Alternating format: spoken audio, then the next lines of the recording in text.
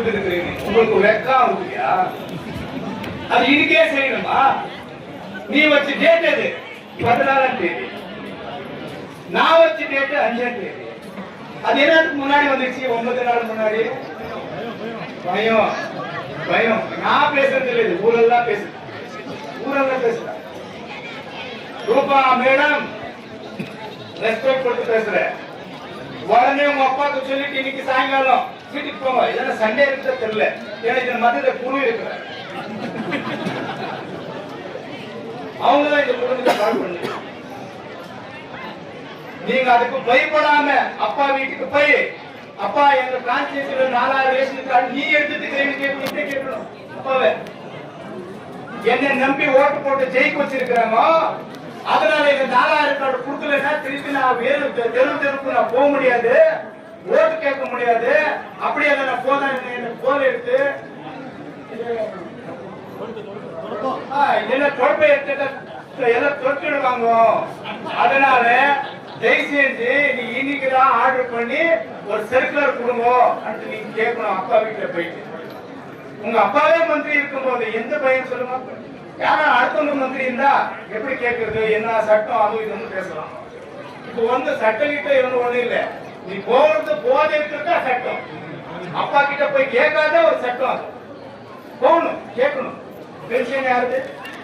இவங்க வீடு கிட்ட இருக்கிற பென்ஷன்ல வாங்கிட்டு என்ன பண்றீங்க? அந்த 800 ரூபாய், 1000 ரூபாய், 1200 ரூபாய் ஏன் வாங்குறீங்க வாபஸ்? நீங்க கேட்கிற டாக்குமெண்ட் அவங்ககிட்ட எங்க இருக்குது?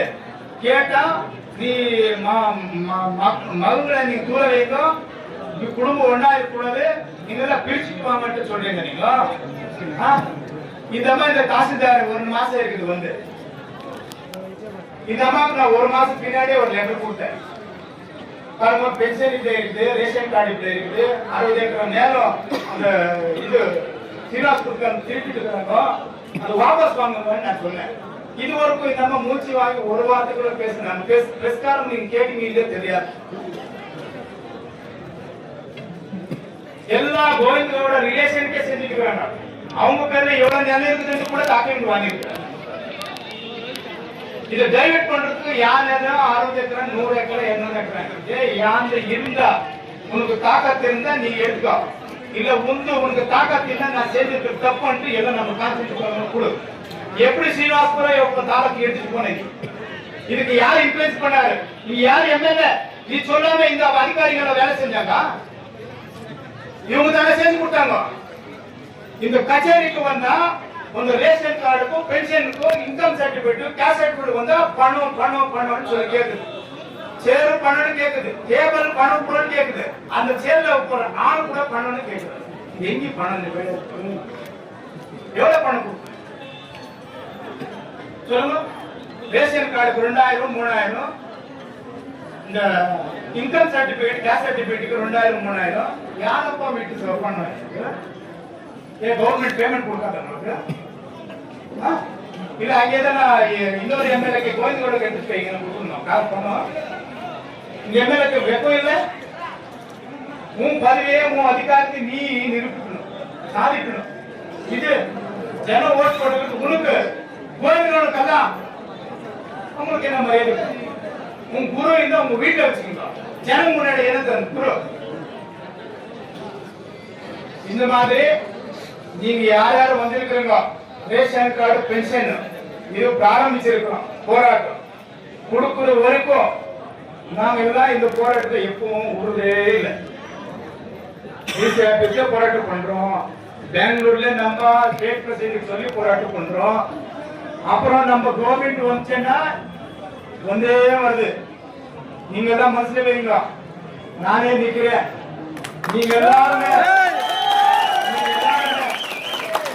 நம்ம கவர்மெண்ட் வரும் முன்னாடி நம்ம டிஸ்ட்ரிக்ட் பிரசிடென்ட் ரிக்வெஸ்ட் பண்ணி, நம்ம விபாக் பிரபாரி நம்ம பெரிய லீடர் வந்திருக்காங்க பேட்டர்னி, அவங்களுக்கு ரிக்வெஸ்ட் பண்ணி எம்பிக்கும் ஒரு அப்பீல் பண்றேன்.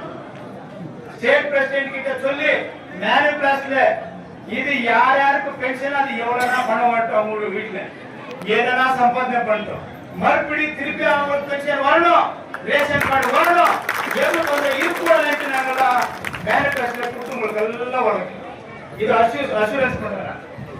ஆனா இவங்க பார்க்கலாம் நம்ம போராட்டம் பண்ணிருக்கிற இப்போ அவங்களுக்கு இது மெமரேண்டம் கொடுக்குறோம். அவங்க எதாவது ஸ்டெப் எடுக்கலன்னா இங்க இருக்கிற ஒவ்வொரு ஆபீஸ் கூட ஆபீசர் கூட என்னென்ன செய்யணும் எல்லாம் தெரியும் நம்மளுக்கு. யாரு கூட அது நம்ம எம்பி இருக்கும் போது பண்ண ஸ்டேட் கவர்மெண்ட் பண்ண குடிச்சு இது கட்டிருந்து இந்த இனாகிரேஷனுக்கு நம்ம ரெவென்யூ மினிஸ்டர் அசோக் பண்ண மாட்டார். அதனால இங்க வந்திருக்கிறவங்க யாரோ நீங்க ನೋಡ್ಕೊಡಾದೀಗ ನಿಮ್ಮ ವೀಟ್ ಪಿಳ್ಳೆ ಮಾತ್ರ ನಾವು ಎಲ್ಲ ಸೇರೆ ನಿಮ್ಮ ಮನೆ ಮಗನಾಗಿ ನಾನು ಇರ್ತೇನೆ, ನಿಮ್ಮ ಸೇವಕನಾಗಿ ಕೆಲಸ ಮಾಡ್ತೇನೆ. ನಿಮ್ಮ ಪರವಾಗಿ ಯಾವುದೇ ಸಮಸ್ಯೆ ಬಂದರೂ ಕೂಡ ಹೋರಾಟದಲ್ಲಿ ಭಾಗವಹಿಸಿ ನಮ್ಮ ಮುಖಂಡರುಗಳ ಜೊತೆ ಇಟ್ಕೊಂಡು ನಿಮಗೆ ನ್ಯಾಯ ಕೊಡಿಸುವಂತ ಕೆಲಸವನ್ನ ಮಾಡ್ತೇವೆ.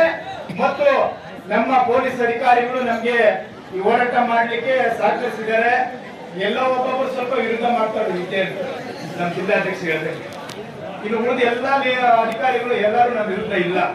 ಅದಕ್ಕಾಗಿ ತಾಲೂಕು ತಹಸೀಲ್ದಾರ್ಗೆ ನಾವು ಈ ಹೋರಾಟದ ಮೂಲಕ ನಾವು ವಿನಂತಿಯನ್ನು ಮಾಡ್ತೇವೆ. ನಾವು ಕೊಟ್ಟಂತ ಮನವಿಗೆ ನೀವು ಯಾವ ಕ್ರಮ ತೆಗೆದುಕೊಂಡಿದ್ದೀರಿ ಅನ್ನುವಂಥದ್ದನ್ನ ಒಂದು ವಾರದೊಳಗಡೆ ನಮಗೆ ಕೊಡಬೇಕು. ಒಂದು ವಾರದೊಳಗಡೆ ನಿಮ್ಮ ಕ್ರಮವನ್ನು ಕೊಡಬೇಕು. ಕಳೆದ ಸಾರಿ ಬಂದಾಗ ನೀವು SIR ಅಂತ ಹೇಳಿ ನಮಗೆ ಸಮಯ ತಗೊಂಡ್ರಿ. SIR ಮುಗಿದೋಯ್ತು, ಇವತ್ತೈದು, ಇನ್ನು 3 ದಿವಸ ಅದು ಮುಗಿದೋಗುತ್ತೆ. ಇದ್ಯಾವುದು ಅದು ಉಳಿಯೋದಿಲ್ಲ. ನಿಮ್ಗೆ ಏನಂತ ಟೆನ್ಷನ್ ಏನಿಲ್ಲ. ನಾವು ಕೇಳುವಂತ ಪ್ರಶ್ನೆಗೆ ನೀವು ಉತ್ತರವನ್ನ ಬರವಣಿಗೆಯಲ್ಲಿ ಕೊಡಬೇಕು. ನಿಮ್ ಕೈಲಾಗತ್ತಾ ಇಲ್ಲ ಅನ್ನೋದನ್ನು ಕೊಡಿ. ಇಲ್ಲ ಮಾಡಿರೋ ತಪ್ಪೇನಿದ್ರೆ ತಪ್ಪು ಅಂತಾನು ಕೊಡಿ. ನೀವು ಸತಾಯಿಸ್ಕೊಂಡು ಈ ನೊಂದ ಜನರಿಗೆ ಬಾಯಲ್ಲಿ ಮಣ್ಣಾಕಕ್ ಹೋಗಬೇಡಿ. ಈ ಕ್ಷೇತ್ರದ ಶಾಸಕರು ಸೂಪರ್ MLA ಮಾಡದಂಗೆ ನೀವು ಮಾಡಕ್ ಹೋಗಬೇಡಿ. ನೀವು ಕಾನೂನಿನ ಚೌಕಟ್ಟಲ್ಲಿ ಕೆಲಸ ಮಾಡ್ತಕ್ಕಂಥವ್ರು, ಅದನ್ನ ಮೀರಿ ಏನೂ ಮಾಡಕ್ ಹೋಗಬೇಡಿ ಅನ್ನುವಂತ ವಿನಂತಿಯನ್ನ ಮಾಡಿ ಇಲ್ಲಿ ಬಂದಂತ ನಾವು ಈಗ ನಡೆಯುವಂತ ಈ ಸಾಂಸ್ಕೃತಿಕ ಕಾರ್ಯಕ್ರಮವನ್ನ ನೀವು ಲಘುವಾಗಿ ತೆಗೆದುಕೊಳ್ಬಾರ್ದು. ಇದು ಒಂದು ರೀತಿ ಹೋರಾಟದ ಪ್ರಾರಂಭದ ದಿನ ಅಂತ ತೆಗೆದುಕೊಳ್ಬೇಕು. ಜಾತಿ ಪ್ರಮಾಣ ಪತ್ರ, ಆದಾಯ ಪ್ರಮಾಣ ಪತ್ರಕ್ಕೆ ಇಲ್ಲಿ ಬಂದ್ರೆ ನೀವು ಕೇಳಬಾರ್ದ ದಾಖಲೆಗಳನ್ನ ಕೇಳೋದು, ಅವರ ಹತ್ರ ಇಲ್ಲದೆ ಇರ್ತಕ್ಕಂತ ದಾಖಲೆಗಳನ್ನ ಕೇಳೋದು, ನೀವು ವಾಪಸ್ ಕಳಿಸೋದು. ಆಮೇಲೆ ವಯಸ್ಸಾದವರೆಲ್ಲ ಬಂದ್ರೆ ನೀವು ಬೈದು ಕಳಿಸೋದು. ಇಲ್ಲಿ ಮರ್ಯಾದೆಯಿಂದ ಮಾಡುವಂತದ್ದು ಮಾಡಕ್ ಹೋಗ್ಬೇಡ್ರಿ. ಸರ್ಕಾರ ಆಫೀಸ್ ಇರೋದು ಇಂಥವ್ರು ಬಂದಾಗ ಪ್ರೀತಿಯಿಂದ ಮಾತಾಡಿ ಅವ್ರಿಗೆಲ್ಲ ಕೆಲಸಗಳನ್ನ ಮಾಡ್ಕೊಡ್ಬೇಕು. ಆಗದೆ ಇರ್ತಕ್ಕಂಥ ಕೆಲಸಗಳು ಕೂಡ ಯಾವ ರೀತಿ ಪರಿಹಾರ ಹುಡುಕ್ಬೇಕು ಅನ್ನೋದನ್ನ ಹುಡುಕಿ ಅವ್ರಿಗೆ ಮಾಡ್ಕೊಡ್ಬೇಕು ಅಂತೇಳಿ ನಾನು ಈ ಸಂದರ್ಭದಲ್ಲಿ ಹೇಳ್ತಾ, ನಾನು ಇಷ್ಟೊಂದು ವಿಷಯಗಳನ್ನ ನಿಮ್ಮೆಲ್ಲರ ಮುಂದೆ ತಾಲೂಕು ಕಚೇರಿಯಲ್ಲಿ ಧರಣಿ ಮೂಲಕ ಮಾತಾಡಿದ್ದೇವೆ. ಇವೆಲ್ಲವೂ ಕೂಡ ಸಾರ್ವಜನಿಕರ ಪರವಾಗಿರುವಂತಹ ಸಮಸ್ಯೆಗಳು. ಇದನ್ನ ಕೂಡಲೇ ಬಗೆಹರಿಸಬೇಕು ಅಂತ ಹೇಳ್ತಾ, ಈಗ ನಮ್ಮ ಮನವಿಯನ್ನ ನಮ್ಮ ತಾಲೂಕು ದಂಡಾಧಿಕಾರಿಗಳಿಗೆ ಕೊಡ್ತಾ ಇದ್ದೀವಿ.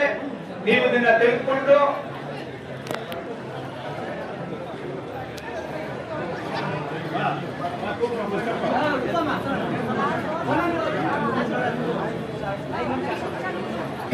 ಮೇಡಮ್, ನಾನು ನಮ್ಮ ಮುಖಂಡಗಳ ಜೊತೆಯಲ್ಲಿ ನಿಮ್ಮ ಹತ್ರ ಬಂದು ಒಂದು ತಿಂಗಳಿಂದ ಆಮೇಲೆ ನಿಮಗೆ SIR ಇದೆ, ತುಂಬಾ ಬಿಜಿ ಸಮಯ ಕೇಳಿದ್ರು. ಒಂದು ತಿಂಗಳು ಕಳೆದಿದೆ. ಹಾಗ್ಯಾಕೆ ಮಾಡಿಲ್ಲ ಅಂತ ನಾನು ಕೇಳಕ್ ಹೋಗಲ್ಲ. ನೀವು SIR ಮುಂದಿಟ್ಟಿದ್ದೀರಿ, ಅದಾಗಲಿ. ಅದು ಕೂಡ ಬಹಳ ಚಿಗುರಾದಂತ ವಿಷಯ. ಈಗ ತಕ್ಷಣ ಈ 3 ಸಮಸ್ಯೆಗಳಿಗೆ ಈ ಕಾನೂನಿನಲ್ಲಿ ಪರಿಶೀಲನೆ ಮಾಡಿ ನಾನು ಈ 3 ವಿಷಯಗಳನ್ನ ನಿಮ್ಮ ಮುಂದೆ ಓದ್ಬಿಡ್ತೀನಿ. ಮನವಿ ಕೊಡೋದಿಲ್ಲ. KG ಕೋಟೆ ಗ್ರಾಮದ ಸರ್ವೆ ನಂಬರ್ 121ರಲ್ಲಿ 60 ಎಕರೆ ಜಮೀನನ್ನು ಅಕ್ರಮವಾಗಿ ಮಾಡಿರುವುದನ್ನು ರದ್ದು ಮಾಡಬೇಕು. ಈಗಾಗಲೇ ನಮ್ಮ ಅರಣ್ಯ ಇಲಾಖೆಯವರು ಇದು ನಮ್ಮ ಜಮೀನು ಅಂತೇಳಿ ನಮಗೆ ಪತ್ರವನ್ನ ಕೊಟ್ಟಿದ್ದಾರೆ. ಅವ್ರ ಸರ್ವೆಯನ್ನು ಕೂಡ ಮಾಡಿದ್ದಾರೆ, ನಕ್ಷೆನೂ ಇದೆ. ಆಮೇಲೆ ಸುಮಾರು 4,000 ಪಡಿತರ ಚೀಟಿ ಅಂತ ನಾವು ಹೇಳಿದ್ದೀವಿ. ಅಂಕಿಅಂಶ ಇವತ್ತು ಸಂಬಂಧಪಟ್ಟ ಅಧಿಕಾರಿಗಳು ಯಾವಾಗಲೂ ಕೂಡ ಸಾರ್ವಜನಿಕವಾಗಿ ಬಹಿರಂಗಪಡಿಸಿಲ್ಲ. ಅದ್ರ ಬಗ್ಗೆನೂ ಕೂಡ, ಯಾಕಂದ್ರೆ ನಿಮ್ಗೆ ತಾಲೂಕು ಅಧಿಕಾರಿಗಳು ಎಲ್ಲಾ ಇಲಾಖೆಗೂ ನಿಮ್ ಕೈ ಕೆಳಗಡೆ ಬರ್ತದೆ.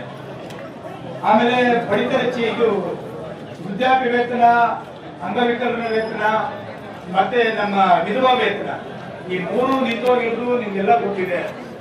ಮಾನದಂಡಗಳು ಏನಾದ್ರು ಈಗೇನಾದ್ರೆ ಹೊಸದಾಗಿ ಬಂದಿಲ್ಲ. ಅವ್ರು ಹೇಳ್ತಾ ಇದ್ರು ಕೇಂದ್ರ ಸರ್ಕಾರ ಈಗ ಒಂದು ಸರ್ಕ್ಯುಲರ್ ಕೊಟ್ಟಿದೆ. ಕೇಂದ್ರ ಸರ್ಕಾರ ಏನಂತಂದ್ರೆ 3 ತಿಂಗಳಿಗೆ 6 ತಿಂಗಳಿಗೆ ವರ್ಷಕ್ಕೆ ಒಂದೊಂದು ಸರ್ಕ್ಯುಲರ್ ಅನ್ನ ಕಳಿಸ್ತದೆ. ಅದು ನಾವು ಅಧಿಕಾರದಲ್ಲಿ ಇದ್ದಾಗಲೂ ನಮ್ಗೆ ಬರ್ತಾ ಇತ್ತು. ಆದ್ರೆ ಅದ್ರ ಮುಂದೆ ಇಟ್ಕೊಂಡು ಯಾರು ಪೆನ್ಷನ್ ಕೂಡ ನಾವು ತೆಗಿಯಕ್ ಹೋಗಿಲ್ಲ. ಅದೇನು ದೊಡ್ಡ ಮಾನದಂಡ ಅಂತ ಏನಲ್ಲ. ಅದನ್ನ ಸಡಿಲಗೊಳಿಸೋದಕ್ಕೆ ಯಾವ ರೀತಿ ಕ್ರಮ ತೆಗೆದುಕೊಂಡು ನಿಮ್ಮ ಹಂತದಲ್ಲಿ ನಿಮ್ಮ ಹಂತದಾದ್ರೆ ಮಾಡಿ, ಇಲ್ಲ ಅಂದ್ರೆ ನೀವು ಇದನ್ನ ಮೇಲಾಧಿಕಾರಿಗಳಿಗೆ ತಕ್ಷಣ ಸಮಸ್ಯೆ ಇದೆ ಅಂತೇಳಿ ನೀವು ಅವರಿಗೆ ಒತ್ತಾಕಿ ಕೂಡಲೇ ನಮ್ಗೆ ಈ ಸಮಸ್ಯೆಗಳ ಬಗ್ಗೆ ನಿಮ್ಮಿಂದ ನಮಗೆ ಉತ್ತರ ನಾವು ಬಯಸ್ತಾ ಇದ್ದೀವಿ. ಅದ್ರ ಜೊತೆಗೆ ಸಾರ್ವಜನಿಕರು ಕಚೇರಿಗೆ ಬಂದಾಗ ನಿಮ್ಮ ಆಡಳಿತ ಅಧಿಕಾರಿಗಳು, ಮ್ಯಾನೇಜರ್ ಇರ್ಬೋದು, ಅದರ ಕೆಳಗಡೆ ಇರ್ತಕ್ಕಂಥ ಅಧಿಕಾರಿಗಳು ವಯಸ್ಸಾದವ್ರು ಬಂದ್ರೆ ನಾನೆಲ್ಲ ಏರಿಯಾಗಳಿಗೆಲ್ಲ ಹೋದಾಗ ಹೇಳಿದ್ರು, ಕ್ಯಾಸ್ಟ್ ಸರ್ಟಿಫಿಕೇಟ್, ಇನ್ಕಮ್ ಸರ್ಟಿಫಿಕೇಟ್ ಬಂದ್ರೆ ಅವ್ರನ್ನ ಒಂದ್ ರೀತಿ ಬೈದು ಕಳಿಸಂತ ಒಂದು ಪ್ರವೃತ್ತಿ ಬೆಳೆಸ್ಕೊಂಡಿದ್ದಾರೆ. ಇದು ಆಗ್ಬಾರ್ದು. ಯಾಕಂದ್ರೆ ಇವರೆಲ್ಲ ಬರೋರು ವಯಸ್ಸಾದವರು, ಮತ್ತೆ ಎಷ್ಟೋ ಜನ ಎಲ್ಲರ ಮನೆ ಮಕ್ಕಳಿದ್ದಾರೆ, ಕಾಲೇಜಿಗೆ ಅಡ್ಮಿಷನ್ ಹೋಗ್ತಾರೆ, ಸ್ಕೂಲ್ಗೆ ಅಡ್ಮಿಷನ್ ಹೋಗ್ತಾರೆ, ಬೇರೆ ಇನ್ನೇನಕ್ಕೂ ಬೇಕಾಗುತ್ತೆ. ಅದನ್ನ ಏನಾದ್ರೂ ಮಾಡ್ಕೊಡೋದಕ್ಕೆ ಕ್ರಮ ತೆಗೆದುಕೊಳ್ಬೇಕು.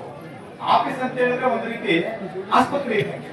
ಡಾಕ್ಟರ್ ನೋಡಿದ ತಕ್ಷಣ ನಮ್ಗೆ ಇಲ್ಲಿ ಎಲ್ಲ ನಮ್ಮ ಕಾಯಿಲೆ ಮೇಲೆ ಮಾಡ್ತಾರೆ. ತಾಲೂಕ್ ಆಫೀಸ್ ಬಂದ್ರೆ ನಮ್ಮ ಸಮಸ್ಯೆಗಳಿಗೆಲ್ಲ ಇಲ್ಲಿ ಪರಿಹಾರ ಸಿಗುತ್ತೆ ಅಂತ ಬರ್ತಾರೆ.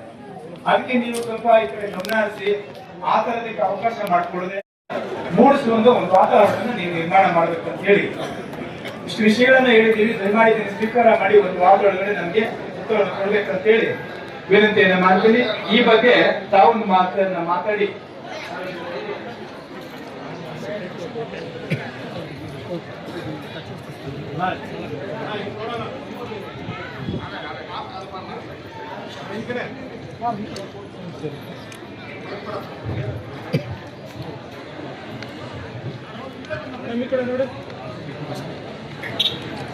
ಎಲ್ರಿಗೂ ನಮಸ್ಕಾರ. ಇದೇನು ನೀವು ಒಂದು ತಿಂಗಳ ಹಿಂದೆ ಅರ್ಜಿ ಕೊಟ್ಟಿದ್ರಿ KG ಕೋಟೆ ಗ್ರಾಮದ ಸರ್ವೆ ನಂಬರ್ 121 ಬಗ್ಗೆ.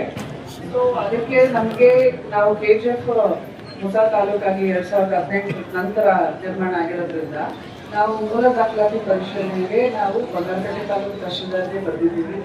ಅವ್ರ ಕಡೆಯಿಂದ ನಮಗೆ ಒಂದಷ್ಟು ಮಾಹಿತಿ ಸಿಗಬೇಕಾಗಿದೆ. ಸೊ ಅದು ಬಂದ ನಂತರ ನಾವು ಇದ್ರ ಬಗ್ಗೆ ಏನು ಕ್ರಮ ವಹಿಸಿದ್ದೀವಿ ಅಂತ ನಿಮಗೆ ಲಿಖಿತ ರೂಪದಲ್ಲಿ ನಿಮಗೆ ಮಾಹಿತಿಯನ್ನು ತಲುಪಿಸೋಕ್ಕೆ ನಾವು ಕ್ರಮ ತಗೊಳ್ತೀವಿ. ಮತ್ತೆ ಎರಡನೇದು 4,000 ಪಡಿತರ ಚೀಟಿ. So BPL card APL card ಆಗಿರುವಂತಹ ಒಂದು ಸಿಚುವೇಶನ್. ಅದರಲ್ಲಿ ನಮ್ಮ ಅವರು ನಿಮಗೆ ಸ್ಟ್ಯಾಟಿಸ್ಟಿಕ್ಸ್ ಪ್ರಕಾರ ಮಾಹಿತಿ ಕೊಡ್ತಾರೆ. ಬಟ್ ಆದರೆ ಯಾವುದೇ ಕಾರ್ಡ್ ಕ್ಯಾನ್ಸಲ್ ಆಗಿಲ್ಲ ಅನ್ನೋದು ಸಾರ್ವಜನಿಕರ ಗಮನಕ್ಕೆ ತರಕ್ಕೆ ಇಷ್ಟಪಡ್ತೀನಿ. ಎಲ್ಲ ಕಾರ್ಡ್ಗಳು BPL ಇಂದ APL ಆಗಿ ಕಾರಣಾಂತರಗಳಿಂದ ಕನ್ವರ್ಟ್ ಆಗಿದೆ. ಅದನ್ನು ನಾವು ಆದಷ್ಟು ಬೇಗ ನಮ್ಮ ಟೆಕ್ನಿಕಲ್ ಟೀಮ್ ಅಲ್ಲ ನಾನು ಅದನ್ನೇ ಹೇಳ್ತಿದ್ದೀನಿ. ಒಂದ್ ನಿಮಿಷ ನಾನು ಏನ್ ಹೇಳ್ತೀನಿ ಅಂದ್ರೆ, ರೇಷನ್ ಕಾರ್ಡು ಕ್ಯಾನ್ಸಲ್ ಆಗಿ ಅವರು ರೇಷನ್ ಹೋದಾಗ ಅವ್ರಿಗೆ ರೇಷನ್ ಕೊಡ್ದಿರೋ ವಾಪಸ್ ಕಳಿಸಿರೋ ಅದೇ ಒಂದ್ ನಿಮಿಷ ಸೊ ಅಲ್ಲ ಪರಿಶೀಲನೆ ಮಾಡ್ತಿರ್ತೀವಿ ಅಂತ ನಾನು ಹೇಳ್ತಾ ಇದ್ದು. ಅದು ಯಾವ ಸಂದರ್ಭದಲ್ಲಿ ಯಾವ ಕಾರಣಗಳಿಂದ ಆಗಿದೆ ಅದೇ ನಾನು ಟೆಕ್ನಿಕಲ್ ಡೀಟೇಲ್ಸ್ ನಮ್ಮ ಫುಡ್ ಡಿಪಾರ್ಟ್ಮೆಂಟ್ ಅವ್ರ ಕಡೆಯಿಂದ ನಿಮ್ಗೆ ಮಾಹಿತಿ ತಲುಪಿಸ್ತೀನಿ. ಮತ್ತೆ ಪೆನ್ಷನ್ ಅವ್ರದ್ದು ಏನಾಗಿತ್ತು ಅಂದ್ರೆ 14,000 ಸಂಶಯಾಸ್ಪದ ಪೆನ್ಷನರ್ಸ್ ಮಾಶಾಸನ ಪಡೆಯೋದು ನಮ್ಗೆ ಪಟ್ಟಿ ಕೊಟ್ಟಿದ್ರು ನಮ್ಮ ಸರ್ಕಾರದ ಹಂತದಿಂದ. ಅದರಲ್ಲಿ ನಾವು ವೆರಿಫೈ ಮಾಡಿ 800 ಜನದ ಪೆನ್ಷನ್ಸ್ ನ ಅವಾಗ ಕಂಟಿನ್ಯೂ ಮಾಡಿದೀವಿ. ಸಸ್ಪೆನ್ಷನ್ ಸ್ಟೇಜ್ ಅಲ್ಲಿ ಇಟ್ಟಿಲ್ಲ. ಅಂದ್ರೆ ಯಾವುದೇ ಪೆನ್ಷನರ್ಸ್ 14,000ದಲ್ಲಿ ಯಾರೆಲ್ಲ ಇದ್ರೋ ಅವ್ರು ಅಷ್ಟು ಜನದ್ದು ಸಸ್ಪೆನ್ಷನ್ ಅಲ್ಲಿ ಇಟ್ಟಿದ್ದೀವಿ. ಸೊ ಸಸ್ಪೆನ್ಷನ್ ಅಂದ್ರೆ ಅದನ್ನ ತಹಶೀಲ್ದಾರ್ ವಾಲ್ಯೂಮ್ಗೆ ಪುಷ್ ಮಾಡ್ತಾರೆ. ಸಸ್ಪೆನ್ಷನ್ ಆದ ಕೂಡಲೇ ತದನಂತರ ಅದನ್ನ ನಾವು ಕಂಟಿನ್ಯೂ ರನ್ ಮಾಡೋದಕ್ಕೆ ಅವಕಾಶ ಇರುತ್ತೆ. ಸೊ ಸಸ್ಪೆನ್ಷನ್ ಅಲ್ಲಿ ಇಟ್ಟಿದ್ದೀವಿ. ಇನ್ನು 13,055 ಅರ್ಜಿಗಳು ನನ್ನ ತಹಶೀಲ್ದಾರ್ ವರದಿನಲ್ಲಿ ಉಳ್ಕೊಂಡಿದೆ. ಅದನ್ನ 200 ಅರ್ಜಿಯಷ್ಟು ಈಗ SIR ಕೆಲಸದ ಮಧ್ಯದಲ್ಲಿ ಪರಿಶೀಲನೆ ಮಾಡಿದ್ದೀವಿ. ಅದನ್ನ ನಾವು ರನ್ ಮಾಡೋದಕ್ಕೆ ಕಂಟಿನ್ಯೂ ಸಹ ಮಾಡಿದ್ದೀವಿ. ಉಳಿದಿರುವಂತಹ 12,900 ಚಿಲ್ಲರೆ ಏನಿದೆಯೋ ಅದಷ್ಟನ್ನು ನಾವು ಒಂದೊಂದು ಒಂದೊಂದು ಫಲಾನುಭವಿ ಮನೆಗೂ ರೀಚ್ ಆಗಿ ನಮ್ಮ VA ಮತ್ತು RN ಮುಖಾಂತರ ಅದನ್ನ ನೈಜವಾಗಿ ಅಂದ್ರೆ ಅರ್ಹ ಫಲಾನುಭವಿಗೆ ಏನು ಮಾಶಾಸನ ಸಿಗ್ಬೇಕಿತ್ತು ಅಷ್ಟನ್ನು ತಲುಪಿಸೋಕೆ ನಮ್ಮ ಕಡೆಯಿಂದ ಆದಂತಹ ಅಷ್ಟು ಕ್ರಮನ ಕೈಗೊಳ್ತೀವಿ ಅಂತ ಹೇಳಕ್ ಇಷ್ಟಪಡ್ತೀನಿ. ಅವರು ಅನುಮಾನಾಸ್ಪದಂತ ಫಲಾನುಭವಿಗಳಿಗೆ ನಾವು ಸಸ್ಪೆನ್ಷನ್ ಇಟ್ಟಿದ್ದೀವಿ ಅಂದ್ರೆ ಅಮಾನತು ಅಂತ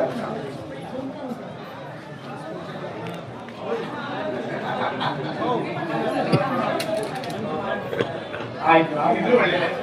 ನೋಡಿ, ನಾನು ಮೇಡಮ್ ಏನ್ ಹೇಳ್ತೀನಿ ಅಂದ್ರೆ, ಕಾನೂನು ಬರುತ್ತೆ, ಅಮೆಂಡ್ಮೆಂಟ್ ಬೇರೆ, ಸರ್ಕ್ಯುಲರ್ ಸರ್ಕಲ್ಗಳನ್ನ ನಾವು ಮನಸ್ಸು ಮಾಡದೆ ಕಾನೂನು ಅಂದಾಗ ಅದಕ್ಕೆ ಪಾಲಿಸಬೇಕಾಗುತ್ತೆ, ಅದು ವಿಧಾನಸೌಧದೊಳಗಡೆ ಆಮೇಲೆ ಈ ಸುತ್ತೋಲೆಗಳು ಬರ್ತವೆ, ಸುತ್ತೋಲೆಗಳು ನಾವು ಮಂತ್ರಿಗಳ ಗಮನಕ್ಕೆ ತಂದು ಶಾಸಕರು ಹೋಗಿ ಅದನ್ನ ಮಾಡಬಹುದು, ನೀವು ಅವ್ರಿಗೆ ಒತ್ತಾಯ ಮಾಡಿ.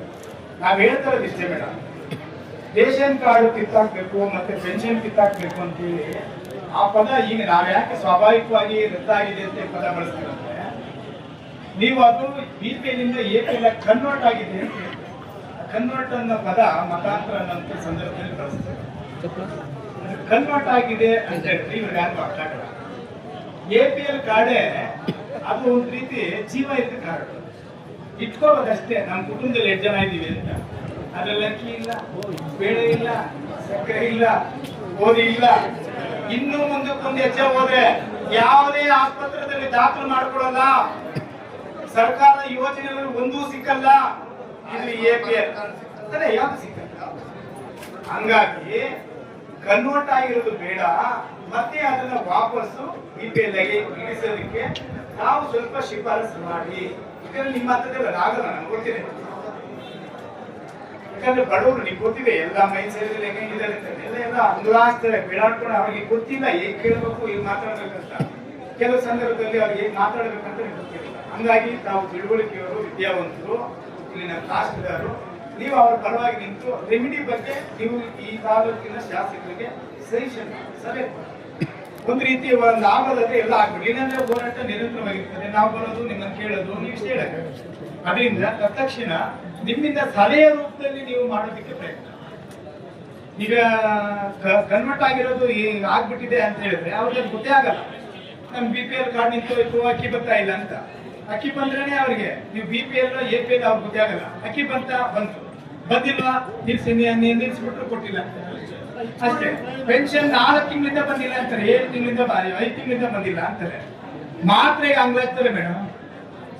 ಮಕ್ಕಳು ಸಾಕಲ್ಲ, ಮಕ್ಕಳು ಇದಾರೆ, ಎಷ್ಟೋ ಜನ ಮಕ್ಕಳು ಓದಿರೋರು ಇದ್ದಾರೆ, ವಿದ್ಯಾವಂತರು ಇದ್ದಾರೆ, ಕೆಲವು ಆರ್ಥಿಕವಾಗಿ ಚೆನ್ನಾಗವ್ರೆ. ಅದು ತಂದೆ ತಾಯಿ ಸಾಕ ಅವ್ರ ಪಾಪ ಅದೇ ಮನೆ ಕುತ್ಕೊಂಡು ಎದ್ದೊಳಕ್ಕಾಗಲ್ಲ, ಎದ್ದೊಳಗೆ ಕುತ್ಕೊಳಕ್ಕಾಗಲ್ಲ. BP ಇದೆ, ಶುಗರ್ ಇದೆ, ಪುಂಡಮ್ಮ ಇದೆ, ಅವ್ರು ಯಾರು ಕೇಳೋರೇ ಇಲ್ಲ.